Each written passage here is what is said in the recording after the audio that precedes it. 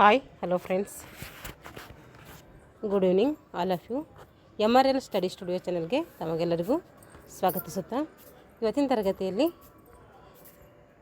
ಏನು ಪೇಪರ್ 1 ಪತ್ರಿಕೆ, ಪೇಪರ್ 2 ಪತ್ರಿಕೆ, ಪೇಪರ್ 3 ಪತ್ರಿಕೆ ಇದಾವೆ ನಮಗೆ ದೈಹಿಕ ಶಿಕ್ಷಣ ಶಿಕ್ಷಕರಿಗೆ ಮತ್ತು ಬೇರೆ ಬೇರೆ HSTR, GPSTR, PSTR ಎಲ್ಲರಿಗೂ ಕೂಡ ಏನಿದೆ ಕಾಮನ್ ಆಗಿ 3 ಪೇಪರ್ಗಳಿದ್ದಾವೆ. ಫಸ್ಟ್ ಪೇಪರ್ ಬಂದು GK ಎಲ್ಲರಿಗೂ ಕಾಮನ್ ಆಗಿರ್ತೈತೆ. ಹಾಗೆ ಸೆಕೆಂಡ್ ಪೇಪರ್ ಬಂದು ನಮ್ಮ ಮೆಥಡ್ ಪೇಪರ್ ಆಗಿರ್ತೈತೆ. ಥರ್ಡ್ ಪೇಪರಲ್ಲಿ ರೈಟಿಂಗ್ ಇರ್ತೈತೆ, 50 ಮಾರ್ಕ್ಸಿಗೆ ಇಂಗ್ಲೀಷು, 50 ಮಾರ್ಕ್ಸಿಗೆ ಕನ್ನಡ. ಹಾಗಾಗಿ ಅಲ್ಲಿ ನಾವು ಕನ್ನಡ ಕವರ್ ಮಾಡಬೇಕಾದ್ರೆ ಏನು ಮಾಡಬೇಕು, 5th ಅಥವಾ 6th 10th ಗಂಟ ಕನ್ನಡ ಒಂದು ಪಠ್ಯಪುಸ್ತಕಗಳು ಓದ್ಕೋಬೇಕು. ಹಾಗೆ ಇಂಗ್ಲೀಷ್ಗೂ ಕೂಡ 6th 10th ಗಂಟ ಇಂಗ್ಲೀಷ್ ಒಂದು ಗೌರ್ಮೆಂಟ್ ಪಠ್ಯಪುಸ್ತಕಗಳು ಓದ್ಕೋಬೇಕು. ಹಾಗಾಗಿ ನಾನು ಏನು ಮಾಡ್ತಾಯಿದ್ದೀನಿ ಅಂತಂದರೆ, ದೈಹಿಕ ಶಿಕ್ಷಣಕ್ಕೆ ನಮ್ಮ ಕೋರ್ಸಿಗೆ ಯೂಸ್ ಆಗಲಿ ಅಂಥೇಳಿ ನಾನು ಏನು ಮಾಡ್ತಾಯಿದ್ದೀನಿ ಅಂದರೆ, ಎಲ್ಲ ಎಕ್ಸಾಮ್ಗಳಿಗೆ ಯೂಸ್ ಆಗ್ತದೆ, ಬೇರೆದರಿಗೂ ಕೂಡ ಬಳಸ್ಕೋಬೋದು. ಆದರೆ ನಾನು ಸ್ಪೆಷಲಿ ದೈಹಿಕ ಶಿಕ್ಷಣಕ್ಕೆ ಸಂಬಂಧಪಟ್ಟಂಥ ಕ್ಲಾಸ್ಗಳು ಮಾಡ್ತಾ ಇರೋದರಿಂದ, ಅಲ್ಲಿ ನಮಗೆ 3ನೇ ಪೇಪರ್ ಕೂಡ ಇರೋದರಿಂದ ಅಲ್ಲಿ ಕನ್ನಡನ ನಾನು ಏನು ಮಾಡ್ತಾಯಿದ್ದೀನಿ, ಇವತ್ತಿನಿಂದ ಕನ್ನಡ ತರಗತಿಗಳು ಕೂಡ ಸ್ಟಾರ್ಟ್ ಮಾಡ್ತಾಯಿದ್ದೀನಿ. ಇವತ್ತು ನಾನು 5ನೇ ತರಗತಿಯಿಂದ ಕ್ಲಾಸ್ಗಳನ್ನು ಪ್ರಾರಂಭಿಸ್ತಾ ಇದ್ದೀನಿ. 6ನೇ ತರಗತಿಯಿಂದ ಮಾಡ್ಕೋಬೋದು, ಆದರೆ 5ನೇ ತರಗತಿಯಿಂದ ಸ್ವಲ್ಪ ಬೇಸಿಕ್ ಇರಲಿ ಅಂಥೇಳಿ 5ನೇಯಿಂದ 10ನೇ ತರಗತಿ ಗಂಟ ಇದನ್ನು ಕೂಡ ಏನು ಮಾಡ್ತೀನಿ, ನಾನು ಲೆಸನ್ಗಳು ಮಾಡ್ತಾ ಹೋಗ್ತೀನಿ. ಇವತ್ತು ನೋಡಿದ್ರೆ 2026 ಮತ್ತು 27ರ ಹೊಸ ಒಂದು ಪಠ್ಯಪುಸ್ತಕ ಆಗಿರ್ತೈತೆ. ಈ ಒಂದು ಲೆಸನ್ನಲ್ಲಿ ಇರುವಂತಹ ಏನು ಭಾಷೆ ಅಭ್ಯಾಸ ಇರ್ತದಲ್ಲ, ಆ ಒಂದು ಪಾಠಗಳನ್ನು ತರಗತಿಗಳನ್ನು ಮಾಡ್ತಾ ಹೋಗ್ತೀನಿ. ಮೊದಲನೇ ಒಂದು ವಿಷಯ ಯಾವುದು ಎಂದು ನೋಡೋಣ. ಇಲ್ಲಿ ಒಟ್ಟಿಗೆ ಬಾಳುವ ಆನಂದ ಈ ಒಂದು ಲೆಸನ್ನಲ್ಲಿ ಏನು ಭಾಷೆ ಅಭ್ಯಾಸ ಕೊಟ್ಟಿದ್ದಾರೆ ನೋಡೋಣ. ಪ್ರತಿಯೊಂದು ಲೆಸನ್ದು ಪದಗಳ ಅರ್ಥ ಕೂಡ ನಾವು ತಿಳ್ಕೊಳ್ಳೋಣ. ಏಕೆಂದರೆ ಡಿಸ್ಕ್ರಿಪ್ಟಿವಲ್ಲಿ ನಮಗೇನು ಮಾಡ್ತಾರೆ, ಪದಗಳ ಅರ್ಥ ಕೊಡ್ತಾರೆ, ಸಮಾನಾರ್ಥಕ ಪದಗಳು ಕೊಡ್ತಾರೆ, ವಿರುದ್ಧಾರ್ಥಕ ಪದಗಳು ಕೊಡ್ತಾರೆ. ಹೀಗೆ ಈ ರೀತಿ ಕೊಡ್ತಾರೆ. ಹೇಗೆ ಹೇಳ್ತೀರಾ ಅಂದರೆ, GPTಗೆ ಇದೇ ಥರ ಕೊಟ್ಟಿದ್ದರು, ಹಾಗಾಗಿ ಇಲ್ಲೂ ಕೂಡ ಅದೇ ಥರ ಕೊಡ್ತಾರೆ. ಹಾಗಾಗಿ ಪದಗಳ ಅರ್ಥ ಕೂಡ ಏನು ಮಾಡೋಣ, ತಿಳ್ಕೊಳ್ಳೋಣ. ಈ ಒಂದು ಲೆಸನ್ಗೆ ಸಂಬಂಧಪಟ್ಟಂತಹ ಪದಗಳ ಅರ್ಥ ನೋಡ್ರಿ. ಕಂಟಕ ಅಂದರೆ ಏನಂದರೆ ಕೇಡು, ವಿಪತ್ತು ಅಂತ ಅರ್ಥ. ಜಗಳ ಅಂದರೆ ಕಲಹ. ಜಂಬ ಅಂದರೆ ಗರ್ವ ಪಡೋದು, ಒಣ ಆಡಂಬರ ಅಂತ ಅರ್ಥ. ನೇಗಿಲು ಅಂದರೆ ಭೂಮಿಯನ್ನು ಉಳುಮೆ ಮಾಡುವಂತಹ ಒಂದು ಸಾಧನಕ್ಕೆ ಏನಂತೀನೋ ನೇಗಿಲು ಅಂತೇಳಿ ಕರಿತೀವಿ. ರೈತ ಅಂದರೆ ಏನು, ಬೇಸಾಯ ಮಾಡುವವನಿಗೆ ಏನಂತೀನೋ ರೈತ ಅಂಥೇಳಿ ಕರಿತೀವಿ, ಅಂದರೆ ಕೃಷಿ ಮಾಡುವವನು. ವಿಭೂತಿ ಅಂದರೆ ಭಸ್ಮ ಅಥವಾ ಬೂದಿ ಅಂತೇಳಿ ಕರಿತೀವಿ. ಹಿಕ್ಕೆ ಅಂದರೆ ಹಕ್ಕಿಗಳ ಮಲಕ್ಕೆ ಏನಂತೀನೋ ಹಿಕ್ಕೆ ಅಂತೇಳಿ ಕರಿತೀವಿ. ಈ ಒಂದು ಲೆಸನ್ನಲ್ಲಿ ಏನು ಅಮ್ಮನ ಮರ ಮತ್ತು ಅಮ್ಮನ ಕಲ್ಲು ಅಂತ ನೋಡ್ತೀವಲ್ಲ, ಅಲ್ಲಿ ಹಕ್ಕಿಗಳೇನು ಮಾಡ್ತೀವಿ, ಹಿಕ್ಕೆಗಳಿರ್ತವೆ. ಹಾಗಾಗಿ ಹಿಕ್ಕಿ ಅಂದ್ರೇನು, ಹಕ್ಕಿಗಳ ಮಲ ಅಂತ ಅರ್ಥ. ಇವೆಲ್ಲ ಲೆಸನ್ಗೆ ಸಂಬಂಧಪಟ್ಟಂಥ ಪ್ರಶ್ನೆಗಳಿರ್ತವೆ. ಇವೇನು ಬೇಡ ನಮಗೆ. ಮತ್ತೇನು ಕೊಟ್ಟಿದ್ದಾರೆ ಭಾಷಾಭ್ಯಾಸ ನೋಡೋಣ. ನೋಡಿರಿ, ವರ್ಣಮಾಲೆ ಇಂಪಾರ್ಟೆಂಟು. ಕನ್ನಡದಲ್ಲಿ ಒಟ್ಟು 49 ಅಕ್ಷರಗಳಿವೆ. ಕನ್ನಡದಲ್ಲಿ ಎಷ್ಟು ಅಕ್ಷರಗಳಿವೆ ಅಂತ ಕೇಳ್ತಾರೆ. ಟೋಟಲ್ ಬಂದುಬಿಟ್ಟು 49 ಅಕ್ಷರಗಳಿವೆ. ಅವುಗಳಿಗೆ ಏನಂತ ಕರಿತೀವಿ ನಾವು ಅಂದರೆ ವರ್ಣಗಳು ಅಂಥೇಳಿ ಕರಿತೀವಿ. ಏನಂತ ಕರಿತೀವಿ, ವರ್ಣಗಳು ಅಂಥೇಳಿ ಕರಿತೀವಿ. ಈ ಒಂದು ಅಕ್ಷರಗಳ ಕ್ರಮಬದ್ಧ ಜೋಡಣೆಗೆ ಏನಂತೀವಿ, ವರ್ಣಮಾಲೆ ಅಂಥೇಳಿ ಕರಿತೀವಿ, ಅಥವಾ ಅಕ್ಷರಮಾಲೆ ಅಂತ ಕೂಡ ನಾವು ಕರಿತೀವಿ. ಈ ಒಂದು ಅಕ್ಷರಗಳ ಕ್ರಮಬದ್ಧ ಜೋಡಣೆಗೆ ಏನಂತೀವಿ, ವರ್ಣಮಾಲೆ ಅಥವಾ ಅಕ್ಷರಮಾಲೆ ಅಂಥೇಳಿ ಕರಿತೀವಿ. ಏನು ಕೇಳ್ತಾರೆ, ಕನ್ನಡದಲ್ಲಿರುವಂಥ ಒಟ್ಟು ಅಕ್ಷರಗಳ ಸಂಖ್ಯೆ ಎಷ್ಟು ಅಂತ ಕೇಳಿದ್ರೆ 49. ಅವುಗಳಿಗೆ ನಾವು ಏನಂತ ಕರಿತೀವಿ ಅಂತಂದರೆ ವರ್ಣಗಳು ಅಂತೇಳಿ ಕರಿತೀವಿ.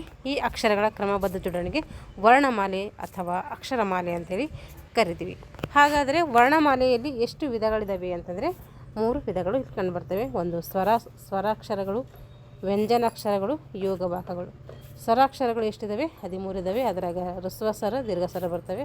ಹ್ರಸ್ವ ಸ್ವರ 6, ದೀರ್ಘ ಸ್ವರ 7 ಕಂಡು ಬರ್ತವೆ. ಟೋಟಲ್ ಬಂದುಬಿಟ್ಟು 13 ಸ್ವರಗಳನ್ನು ನೋಡ್ತೀವಿ. ವ್ಯಂಜನಗಳು ಎಷ್ಟಿದ್ದಾವೆ, ಅದರಲ್ಲಿ 34 ಇದ್ದಾವೆ. ಅದರಿಗೆ 25 ಇದ್ದಾವೆ ವರ್ಗೀಯ ವ್ಯಂಜನಗಳು, 9 ಅವರ್ಗೀಯ ವ್ಯಂಜನಗಳು ಕಂಡು ಬರ್ತವೆ. ಈಗ ಸ್ವರಗಳು ಅಂದರೆ ಏನು ಅಂತಂದರೆ, ಸ್ವತಂತ್ರವಾಗಿ ಉಚ್ಚರಿಸಲಾಗುವ ಅಕ್ಷರಗಳಿಗೆ ಏನಂತೀವಿ, ಸ್ವರಗಳು ಅಂಥೇಳಿ ಕರಿತೀವಿ.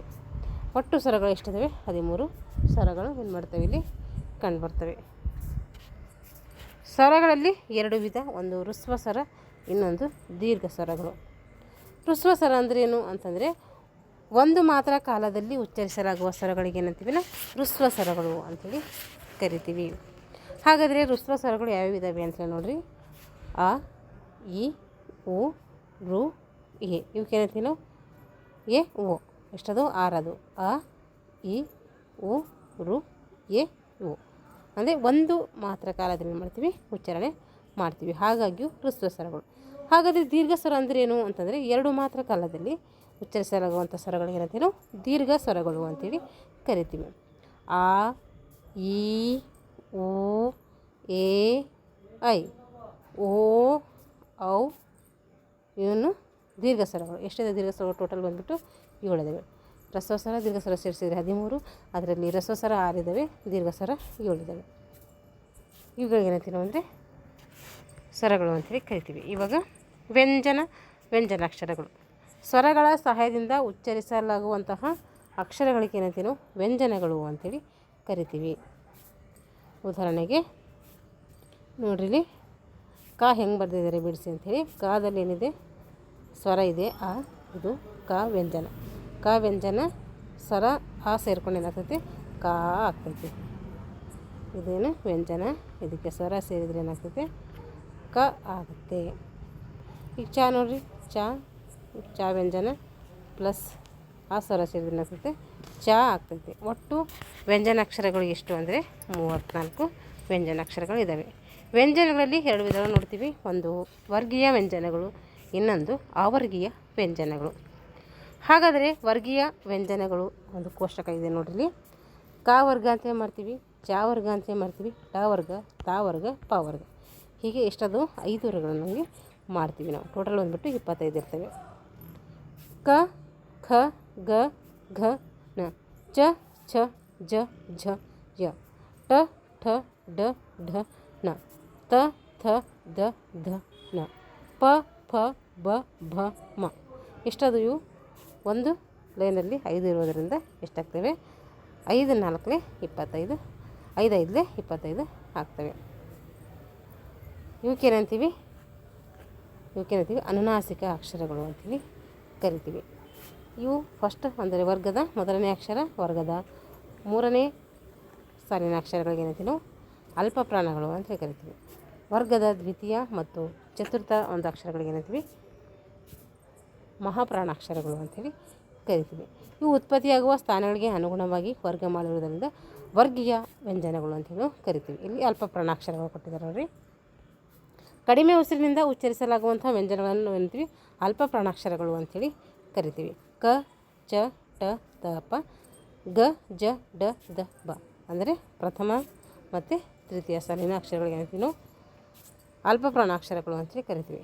ಮಹಾಪ್ರಾಣ ಅಂದರೆ ಹೆಚ್ಚು ಉಸಿರಿನಿಂದ ಉಚ್ಚರಿಸಲಾಗುವ ವ್ಯಂಜನಗಳಿಗೆ ಏನಂತೀವಿ ನಾವು ಮಹಾಪ್ರಾಣಗಳು ಅಂತೇಳಿ ಕರಿತೀವಿ. ಹೆಚ್ಚು ಉಸಿರಿನಿಂದ ಯಾವುದು? ಖ, ಛ, ಠ, ಥ, ಫ, ಘ, ಝ, ಢ, ಧ, ಭ. ಇವೇನು ಮಹಾಪ್ರಾಣಾಕ್ಷರಗಳು. ಅಂದರೆ ಏನು ಮಾಡ್ತೀವಿ ನಾವು ಜಾಸ್ತಿ ಉಸಿರಿನಿಂದ ಏನು ಮಾಡ್ತೀವಿ ಉಚ್ಚಾರಣೆ ಮಾಡ್ತೀವಿ. ಅನುನಾಸಿಕಗಳು ಅಂದರೆ ಮೂಗಿನ ಸಹಾಯದಿಂದ ಉಚ್ಚರಿಸಲಾಗುವ ವ್ಯಂಜನಗಳು ಏನಂತೀವಿ ಅವಕ್ಕೆ ಅನುನಾಸಿಕಗಳು ಅಂತೇಳಿ ಕರಿತೀವಿ. ನ್ಯ, ನ್ಯ, ನ, ನ, ಮ. ಇವೇನು ಟೋಟಲ್ ಬಂದುಬಿಟ್ಟು ಅನುನಾಸಿಕಗಳು ಎಷ್ಟು ಅಂತ ಕೇಳ್ತಾರೆ. 5 ಇದ್ದಾವೆ. ಇದಕ್ಕೆ ಅನುನಾಸಿಕ ಅಕ್ಷರ ಯಾವುದು ಅಂತ ಕೂಡ ಕೇಳ್ತಾರೆ, ನೆನ್ಪಿಟ್ಕೋಬೇಕು. ಈಗ ವರ್ಗೀಯ ನೋಡಿದ್ವಿ. ಇವಾಗ ಅವರ್ಗೀಯ ವ್ಯಂಜನಗಳು. ಯಾಕಾರದಿಂದ ಳವರೆಗೂ ಇರುವಂತಹ ಅಕ್ಷರಗಳಂತೀವಿ ನಾವು ಅವರ್ಗೀಯ ಅಕ್ಷರಗಳು ಅಂತೇಳಿ ಕರಿತೀವಿ. 9 ಅಕ್ಷರಗಳು ಏನಾಗಿದ್ದಾವೆ ಅವರ್ಗೀಯ ವ್ಯಂಜನಗಳಾಗಿದ್ದಾವೆ. ಅವರ್ಗೀಯ ಅಕ್ಷರಗಳು, ಅವರ್ಗೀಯ ವ್ಯಂಜನಾಕ್ಷರಗಳು ಅಂತ ನಾವು ಕರಿತೀವಿ. ಯ, ರ, ಲ, ವ, ಶ, ಸ, ಸ, ಹ, ಳ. ಇದಕ್ಕೆ ಷಟ್ಕೋನ ಶ ಅಂತೇಳಿ ನಾವು ಕರಿತೀವಿ. ಇವು ಉತ್ಪತ್ತಿಯಾಗುವ ಸ್ಥಾನಗಳು ಬೇರೆ ಬೇರೆಯಾಗಿರುವುದರಿಂದ ಇವುಗಳನ್ನು ನಾವು ಏನಂತೀವಿ ನಿರ್ದಿಷ್ಟವಾದ ವರ್ಗಗಳಲ್ಲಿ ಸೇರಿಸಿ ಹೇಳಲು ಸಾಧ್ಯವಿಲ್ಲ. ಏಕೆಂದರೆ ಏನಾಗಿ ಉತ್ಪತ್ತಿಯಾಗುವಂಥ ಸ್ಥಾನಗಳು ಏನಾಗಿರ್ತವೆ ಬೇರೆ ಬೇರೆಯೇ ಆಗಿರ್ತವೆ. ಹಾಗಾಗಿ ಇವಿಗೆ ಯಾವುದೇ ರೀತಿ ವರ್ಗ ನಾವು ಮಾಡಿಲ್ಲ. ಇವುಗಳನ್ನು ನಾವೇನಂತೀವಿ ಅವರ್ಗೀಯ ವ್ಯಂಜನಗಳು ಅಂತೇಳಿ ಕರಿತೀವಿ. ವರ್ಗದಲ್ಲಿ ಇಲ್ಲದಿರುವುದರಿಂದ ಅವಕ್ಕೆ ಅವರ್ಗೀಯ ವ್ಯಂಜನಗಳು ಅಂತೇಳಿ ನಾವು ಕನ್ಸಿಡರ್ ಮಾಡ್ತೀವಿ. ಈಗ ಯೋಗ ವಾಹಕಗಳು.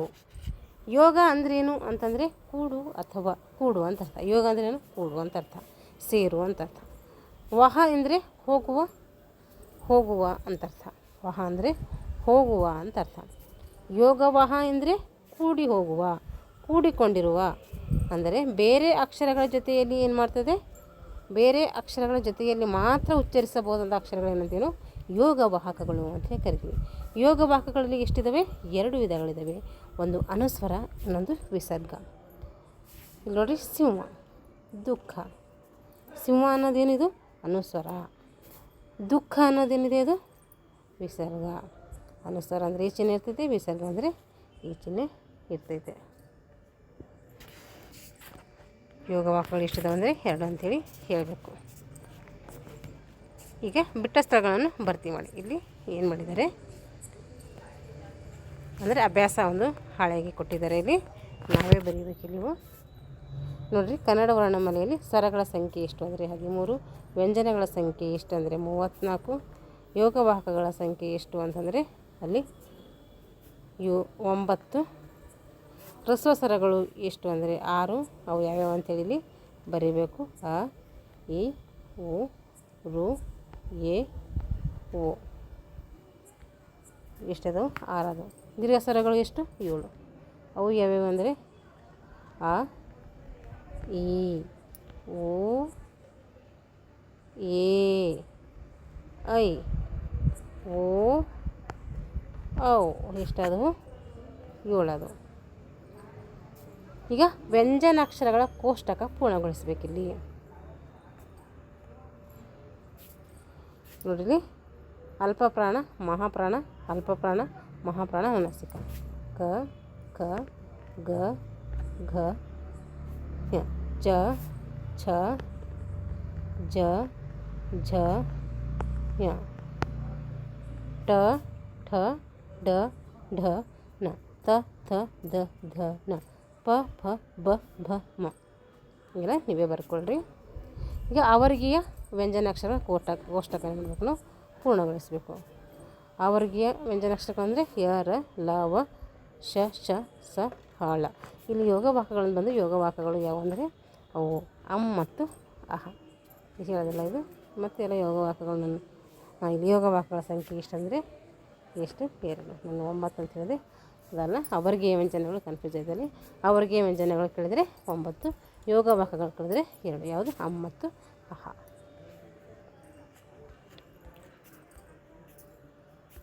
ಇಲ್ಲಿ ಒಂದು ಯೋಜನೆ ಕೊಟ್ಟಿದ್ದಾರೆ. ಇದು ಎಲ್ಲ ಪ್ರಾಜೆಕ್ಟಾಗಿ ಮಾಡ್ಕೋಬೋದು. ಇಲ್ಲಿ ಶುಭ ನುಡಿ ಇದ್ದಾವೆ ನೋಡಿರಿ. ಸದ್ಗುಣಗಳಿರುವಲ್ಲಿ ಸದ್ಗತಿ ಇದೆ. ಸದ್ಗುಣಗಳು ಯಾರ ಹತ್ರ ಇರ್ತಾವೋ ಅವ್ರ ಹತ್ರ ಏನಿದೆ? ಸದ್ಗತಿ ಇದೆ ಅಂತ ಅರ್ಥ. ನಿಸ್ವಾರ್ಥ ಸೇವೆಗೆ ಅಗ್ರ ಪೂಜೆ. ನಿಸ್ವಾರ್ಥ ಯಾವುದು? ನಾವು ಸ್ವಾರ್ಥ ಇಲ್ಲದೇ ಪೂಜೆ ಮಾಡ್ತೀವಿ. ಯಾವುದೇ ಒಂದು ಸ್ವಾರ್ಥ ಇಲ್ಲದೇ ಯಾವುದೇ ಒಂದು ಕೆಲಸ ಮಾಡ್ತೀವಿ ಅಂದರೆ ಅದಕ್ಕೇನಿದೆ? ಶ್ರೇಷ್ಠವಾದ ಸ್ಥಾನ ಇದೆ.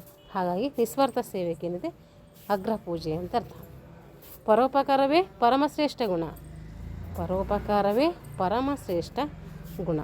ನಾವೇನು ಮಾಡ್ತೀವಿ? ಇನ್ನೊಬ್ಬರಿಗೆ ಪರೋಪಕಾರ ಬಯಸ್ತೀವಲ್ಲ, ಅದೇ ಒಂದು ಅಂದರೆ ಶ್ರೇಷ್ಠವಾದಂಥ ಗುಣ ಅಂಥೇಳಿ ಈ ಒಂದು ಮಾತಿನ ಅರ್ಥ ಆಗಿರ್ತದೆ. ಇಷ್ಟೇನಾಯಿತು ಒಟ್ಟಿಗೆ ಬಾಳುವಂಥ ಆನಂದ ಎನ್ನುವಂಥ ಪಾಠದ ಹಿಂದೆ ಬರುವಂತಹ ಭಾಷಾಭ್ಯಾಸ ಆಗಿರ್ತೈತೆ. ಮುಂದಿನ ತರಗತಿಯಲ್ಲಿ ಈ ಒಂದು ನದಿ ಅಳಲು ಅನ್ನುವಂತಹ ಪಾಠದ ಹಿಂದೆ ಏನು ಭಾಷಾಭ್ಯಾಸ ಇದೆಯೋ ಅದ್ರ ಬಗ್ಗೆ ತಿಳ್ಕೊಳ್ಳೋಣ. ಡೈಲಿ ಏನು ಮಾಡ್ತಾ ಹೋಗೋಣ. ಈ ರೀತಿ ಇದಕ್ಕೂ ಕೂಡ ಏನು ಮಾಡ್ತಾ ಹೋಗ್ತೀನಿ, ನಾನು ಕ್ಲಾಸ್ಗಳನ್ನು ಮಾಡ್ತಾ ಹೋಗ್ತೀನಿ. ಏನು ಮಾಡೋಕ್ಕಾಗಲ್ಲ, ನಾವು ಎಲ್ಲ ಒಂದು ಪರೀಕ್ಷೆ ಒಂದು ಮೆಥಡ್ಗೆ ನಾವು ಹೊಂದ್ಕೊಂಡು ಓದ್ಕೊಳ್ಳೇಬೇಕು. ಇಲ್ಲಾಂದರೆ ಇದರಲ್ಲಿ ನಮಗೆ ಯಾವುದೇ ರೀತಿ ಎಕ್ಸ್ಕ್ಯೂಸ್ ಇರೋದಿಲ್ಲ. ಹಾಗಾಗಿ ಏನು ಮಾಡೋಣ, ನಮ್ಗೆ ಎಷ್ಟಾಗುತ್ತೋ ಅಷ್ಟು ನಮ್ಮ ಎಫೆಕ್ಟನ್ನು ಹಾಕಿ ಏನು ಮಾಡೋಣ, ಪರೀಕ್ಷೆಗೆ ಸಿದ್ಧಗೊಳ್ಳೋಣ ಅಂತ ಹೇಳ್ತಾ ಇಲ್ಲಿಗೆ ಈ ತರಗತಿಯನ್ನು ಮುಗಿಸ್ತಾ ಇದ್ದೀನಿ. ಎಲ್ಲರಿಗೂ ಧನ್ಯವಾದಗಳು.